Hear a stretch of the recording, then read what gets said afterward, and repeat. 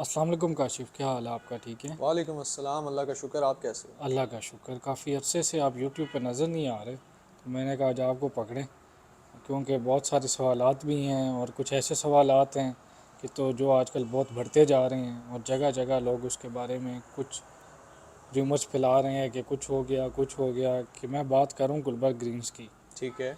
कि लोग कहते हैं जी गुलबर्ग में फ़्रॉड हो गया, गुलबर्ग वाले भाग गए हैं, गुलबर्ग वाले लोगों का पैसा खा गए हैं, या एक एक फ़ाइल उन्होंने चार चार बंदों को बेच दी है। अब इन्वेस्टमेंट करना वहाँ सेफ़ नहीं है। अब मेरे अपने काफ़ी जानने वाले हैं, उनसे मैंने बात की कि आप गुलबर्ग में आ जाएं, सेफ़ इन्वेस्टमेंट है। उन्होंने कहा जी गुलबर्ग लोगों के पैसे लेके भाग जाती है। तो इस पे आपका क्या मौक़िफ़, क्या आपका? अच्छा, सबसे पहले तो मैं आपसे माज़रत करता हूँ कि मैं यूट्यूब पे इतने टाइम से गायब था। दूसरी बात, देखिए, जब आप इल्ज़ाम लगा रहे हैं ना, तो जब आप जिस चीज़ पे इल्ज़ाम लगा रहे हैं, जिस बंदे पे इल्ज़ाम लगा रहे हैं, आपने उसका मौक़िफ़ भी सुनना है। तो सबसे पहले तो मैं जो IBECHS का मौक़िफ़ है, intelligence bureau employees cooperative housing society का मौक़िफ़ है, वो आपके सामने पेश करूँगा। उसके बाद फिर हम इसको डिबेट को आगे लेके जाएंगे कि ये कैसे हुआ। तो मैं इसको पढ़ देता हूँ और इसको मैं अटैच भी कर दूँगा, इसका रेफरेंस भी ज़रूरी है। आप सबसे ये रिक्वेस्ट है कि जब भी कोई इन्फॉर्मेशन आप तक आए तो उसका वेरीफाइड सोर्स लाजमी चेक करें। आप इस तरह आगे कभी भी उस चीज़ को मत फैलाएं। जब कोविड आया तो एक एक मैसेज कई लोगों को जाना शुरू हो गया, तो व्हाट्सएप ने ये किया कि फॉरवर्डेड का ऑप्शन आ जाता था। जब आप एक मैसेज किसी और को भेजते थे तो उसके ऊपर फॉरवर्डेड लिखा आ जाता था, और जब वो मैसेज आगे तीन चार लोगों को जाता था तो फॉरवर्डेड मैनी टाइम्स लिखा आ जाता था। तो वो एक मिस इन्फॉर्मेशन थी जो एक बंदे से दूसरे और फिर आगे हज़ारों लोगों तक जाती थी। तो सबसे पहले मेरे ख्याल से 5 जनवरी को ये एहतजाज हुआ, जिसकी वीडियोस मैंने भी देखी, मुझे हर बंदे ने भेजी। बिकॉज हम गुलबर्ग पे काम कर रहे थे, जो नई डील आई है, 4 नए ब्लॉक्स आए हैं 3 साल की इंस्टॉलमेंट पे, हम उस पर काम कर रहे थे, तो हर बंदे ने मुझे भी वो वीडियो भेजी।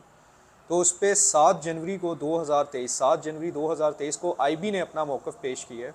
वो मैं पहले पढ़ देता हूँ, उसके बाद फिर आपसे बात करता हूँ। अवामुन्नास को वज़रिया इश्तिहार वजाहत दी जाती है कि IB सोसाइटी ने गुलबर्ग में चंद कमर्शियल प्लाट बामुताबिक मुजवज़ा पॉलिसी ऑक्शन किए, और मज़कूरा ऑक्शन के नतीजे में अरसलान हमीद नामी शख्स ने 5 अदद कमर्शियल प्लाट्स एक साथ पर ख़रीद किए, और बाद अज़ां अदायगी रकम मुबलिक 25% डाउन पेमेंट सोसाइटी से प्रोविजनल अलॉटमेंट लेटर्स जारी हुए, और मौका पर कब्ज़ा लेने के बाद अरसलान हमीद नामी शख्स ने अपने ज़ाती प्रोजेक्ट्स शुरू किए। लेकिन कुछ अर्सा बाद अरसलान हमीद वल्द अब्दुल हमीद ने इन प्लाट्स की एक साथ सोसाइटी में जमा ना करवाई, और सोसाइटी ने अरसलान हमीद को मुतअद्दिद नोटिस जारी करने के बाद हस्बे ज़ाब्ता अरसलान हमीद के प्लाट्स की प्रोविजनल अलॉटमेंट्स मनसूख कर दी। बाद अज़ां सोसाइटी के इल्म में ये अमर वाज़े हुआ कि अरसलान हमीद अपने ज़ाती कारोबारी शराकत दारान के साथ सूदी कारोबार में मुलव्वस था। इस ज़मन में अरसलान हमीद बहुत सारे लोगों से अपने ज़ाती कारोबार की मद में रकूम वसूल करता और इन रकूम पर सूद की एक साथ की अदायगी भी करता था, जिसमें दुकानात, फ्लैट्स और प्लॉट्स वगैरह एडजस्ट करता था। अरसलान हमीद के इस कारोबार से सोसाइटी का बिल वास्ता या बिला वास्ता किसी किस्म का कोई ताल्लुक वास्ता ना है, और ये अरसलान हमीद का हालिस्तन ज़ाती और निजी नौयत का मामला था। दरियासना अरसलान हमीद फ़रार हो गया, और इसने मुख्तलिफ सोशल मीडिया ग्रुप्स में ऑडियो मैसेज में अपने कारोबारी शराकत दारान का भी सूदी कारोबार में मुलविस होना और ज़ाती वजूहात और मजबूरियों का भी तस्करा किया, जिस पर अरसलान हमीद के सूदी कारोबार और लेन देन के मुतासरीन ने सोसाइटी में आकर इन सारे मामलात की मालूमात फ़राहम की और सोसाइटी से मदद की दरख्वास्त की, जिस पर इन लोगों पर वाज़े किया गया कि सोसाइटी का अरसलान हमीद के ज़ाती लेन देन से कोई ताल्लुक़ ना है। अब कुछ लोग जो वीडियो फॉरवर्ड करके देखते हैं उनको मैं बताता चलूँ, ये मैं IB का मौक़िफ़ पेश कर रहा हूँ।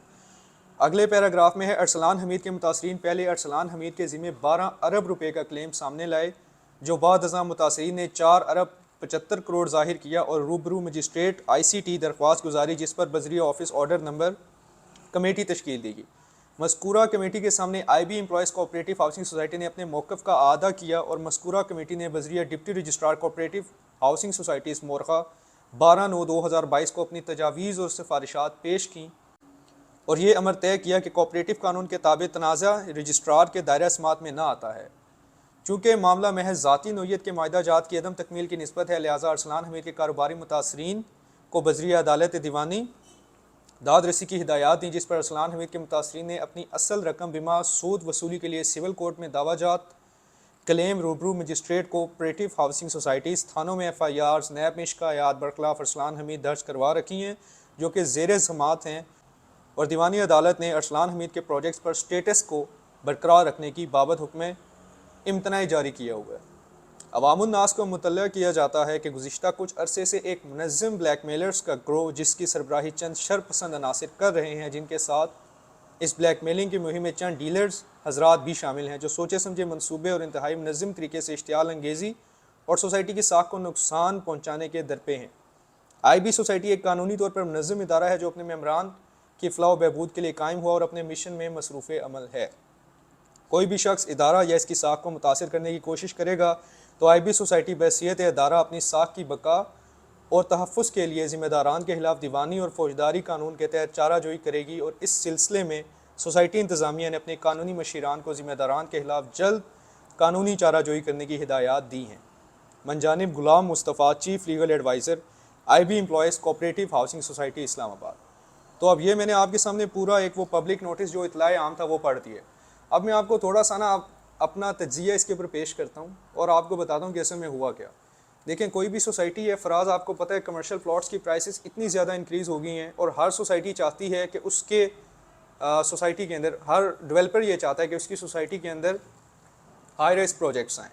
तो सोसाइटी ओनर ये करता है कि 25% डाउन पेमेंट पे डिफरेंट डेवलपर्स को प्लॉट्स दे देते हैं। प्रोविजनल अलॉटमेंट लेटर होता है जो कि बाद में कैंसिल भी हो जाता है in case of non payment. आपको प्रोजेक्ट आप अपना लॉन्च कर सकते हैं और आप फिर एक साथ में क्वार्टरली या सेमी एनुअली वो चीज़ें पे कर सकते हैं। तो अब इसमें यही हुआ कि उसने 5 कमर्शियल प्लॉट्स उठाए 25% डाउन पेमेंट पे। अब उसकी एक साथ भी उसने देनी थी और उसके बाद ही was not able to pay off the instalments. तो हुआ ये कि उसने 5 प्लॉट्स लिए, उसने उसके ऊपर अब सूदी कारोबार जो है वो मैं आपको बता देता हूँ, रेंटल मॉडल है। ठीक है, रेंटल मॉडल ही इंट्रोड्यूस्ड। रेंटल मॉडल आपके फ्लैट्स, आपकी शॉप्स, आपके ऑफिसेज, आपके प्लॉट्स जो 60-60 लाख के थे वो 65 लाख 70 लाख के एडजस्ट हुए। आप भी खुश हो गए कि यार एक प्लॉट पड़ा हुआ है, उसके बदले मुझे एक चीज़ भी मिल जाएगी और उसके ऊपर मुझे रेंटल भी आना शुरू हो गया है। तो आप इस चीज़ से अंदाज़ा लगाएं कि उसने 4 अरब 75 करोड़ तो लोगों ने जाहिर किए, शायद इससे ज़्यादा भी हो, क्योंकि इनिशली लोगों ने 12 अरब रुपए का क्लेम जाहिर किया। तो जब एक बंदे ने इतने पैसे इकट्ठे कर लिए हैं तो वो आपको रेंटल नहीं दे सकता, ऑब्वियसली दे सकता है, लेकिन एक सर्टेन टाइम आता है। देखें, कुछ सोसाइटीज़ में ये होता है कि प्लॉट्स पड़े होते हैं, प्रोजेक्ट्स उस पर लॉन्च होते हैं, उसके बाद वो बनता नहीं है। वो बनता इस वजह से नहीं है कि जो डेवलपर होता है उसने पीछे जिससे प्लॉट लिया होता है सोसाइटी से, उसको ही पैसे इतने देने होते हैं कि आपके सारे पैसे, आपकी जो 30% 40% डाउन पेमेंट्स होती हैं वो सारी तो सोसाइटी खा जाती है, क्योंकि प्लॉट की वर्थ इतनी ज़्यादा होती है। अब दूसरा ये होता है कि लोग कहते हैं यार चलो पैसा इकट्ठा हो जाए। पैसा इकट्ठा हो गया तो होगा क्या, सर्कुलेशन में पैसे आ जाएंगे और कम अज़ कम कुछ ना कुछ बनना शुरू हो जाएगा। तो इस केस में ही बैडली फेल्ड, क्योंकि he was offering an insane amount of interest, सूद। और सूद जो है वो आपको पता है इस्लाम में भी सख्ती से उससे मना किया गया है। तो हम लोगों को ये सोचना चाहिए कि एक चीज़, एक प्रोजेक्ट, एक प्लॉट जो भी बना नहीं है उसके ऊपर हम 100% डाउन पेमेंट कर रहे हैं, 100% अपफ्रंट पेमेंट कर रहे हैं और उसके ऊपर हमें रेंटल मिलना शुरू हो गया। कुछ कंपनीज ये कर रही हैं कि उनके जो पहले से डिलीवर्ड प्रोजेक्ट्स हैं जो उनके अपनी मलकियत में है, उधर से जो इनकम आती है वो लोगों को ट्रांसफ़र कर देती है। बट आप लोगों को ये देखना है कि यार वो कंपनी किस तरह रजिस्टर्ड है। वो company as a real estate company registered है, वो as a construction company registered है। तो आपने ये चीज़ें देखनी होती हैं सबसे पहले, ठीक है।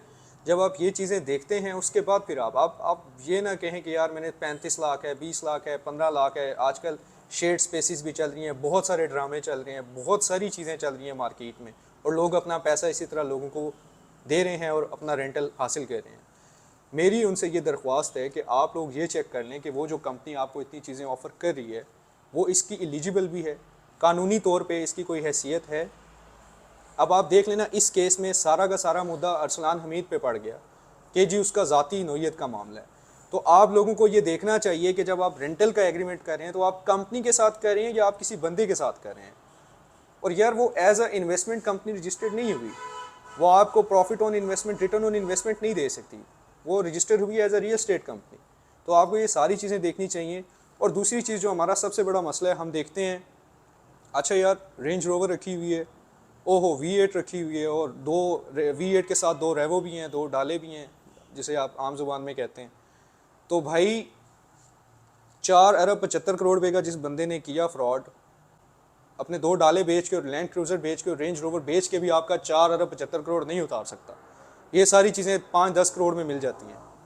आप लोग लोगों की डेवलपमेंट से मुतासिर हों, लोगों के काम से मुतासिर हों, ना कि उनके कपड़ों से, उनके मोबाइल फ़ोन से, उनकी गाड़ियों से और उनके शशकों से। एक बंदे ने 4 अरब 75 करोड़ इकट्ठा कर लिया, उसको भाई शशके मार सकता है वो, ही कैन अफोर्ड इट, और वो आप लोगों का पैसा है। He won't get any pain, उसको पेन नहीं होगा पैसे लगाते हुए, बिल्कुल भी, क्योंकि वो आप लोगों का पैसा है। और वो डिफ़ॉल्ट कर गया, दूसरे लफ्ज़ों में ही डिड डिफ़ॉल्ट। तो ऐसे ऐसे केसेस में बचने के लिए आप लोगों ने एहतियात करनी है, और return on investment is a good option. But ये जो रेंटल मॉडल्स हैं, इसमें आप पूरी तहकीक करें। कुछ कंपनी चलाती हैं शरिया compliant. How is it sharia compliant? किसी मुफ्ती का आपके पास फतवा है, क्या है? जब आप पूछेंगे तो कहानियाँ सुनाना स्टार्ट कर देंगे। तो भाई कहानियों पे बिलीव मत करें, अपना नुकसान मत करें। आप कभी भी एक रियल स्टेट है, is a good, it's a good investment opportunity. But आप ये देखें कि आप किस बंदे पे लगा रहे हैं, किस प्रोजेक्ट पे लगा रहे हैं, किस लोकेशन पे लगा रहे हैं। शशके मत देखें, आर्जी शशके मत देखें, कभी अर्श पर कभी फर्श पर। तो कभी बंदा V8 पे होता है, अगले दिन बंदा साइकिल पे होता है। तो ये चीज़ें मत देखें। आप ये देखें कि जो प्रोजेक्ट लॉन्च हुआ है वो उस बंदे के नाम पे ज़मीन है या उसकी कंपनी के नाम पे ज़मीन है, उसका जो NOC है कंपनी के नाम पे है या बंदे के नाम पे है, वो कल को आपके साथ क्या करेगा, आपको डिलीवर करेगा, कैसे करेगा, सारी चीज़ें आपने देखनी है। और उसके बाद जो मैं आपसे रिक्वेस्ट करूंगा वो ये कि आप कोई भी इंफॉर्मेशन, जो मैंने वीडियो के स्टार्टिंग में भी कहा, वेरीफाइड इंफॉर्मेशन आगे पहुंचाया करें। और जब एक बंदे के ऊपर कोई इल्ज़ाम लग रहा है, या किसी सोसाइटी पे इल्ज़ाम लग रहा है, या किसी कंपनी पे इल्ज़ाम लग रहा है, तो आपने उस कंपनी का मौक़िफ़ भी जानना है।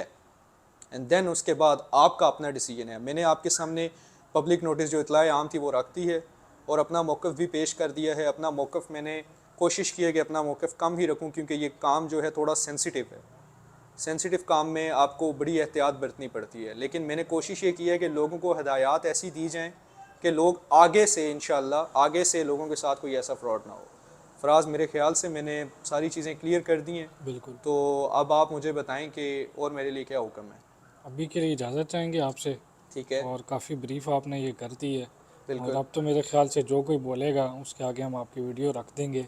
बिल्कुल ठीक है। बस ठीक मेरी है। वीडियो रख देनी है, बट एक मेहरबानी करनी है कि आधे आधे क्लिप नहीं भेजने, पता चले नहीं नहीं। लोग मुझे पकड़ लें और लोग मुझे कहें कि भाई आपने क्या किया है। तो आई रिपीट माई सेल्फ कि ये मौक़िफ़ जो मैंने एक तरफ से इल्ज़ाम लग रहा है, और एक मौक़िफ़ मैंने IB का आपके सामने पेश किया।